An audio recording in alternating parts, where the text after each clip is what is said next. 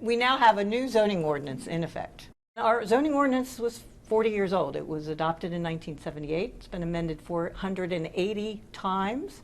And we needed to bring it into the 21st century. So it's in plain language. It's, the format's much better. We have tables, graphs, illustrations, and we have actually cut our ordinance in half. It used to be 1,200 pages, and now it's 600 pages. We spent a lot of time working on modernizing the uses because we want to try to project what's going to happen, you know, for the next 20, 30 years.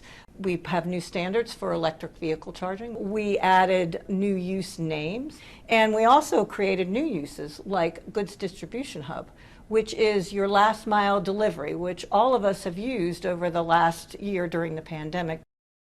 Well, we're really excited about our new website and our new platform for the zoning ordinance. It's called Encode Plus, and it is going to be more searchable and dynamic. There will be hyperlinks to take you to different sections of the ordinance. There will be hover boxes, so when you're looking at use standards, you can hover over the name of the use and it will give you the definition, so you're not having to, you know, go scroll through pages and pages to find the definitions.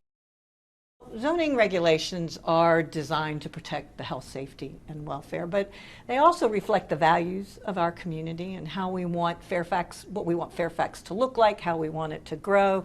And I think it's important to know what those regulations are so that, you know, we can be good neighbors to each other and we don't do things that inadvertently impact other neighborhoods. And we spent a lot of time talking about neighborhood impacts to make sure that we could balance, you know, the needs of the community to be more progressive and modern, but yet still provide those protections.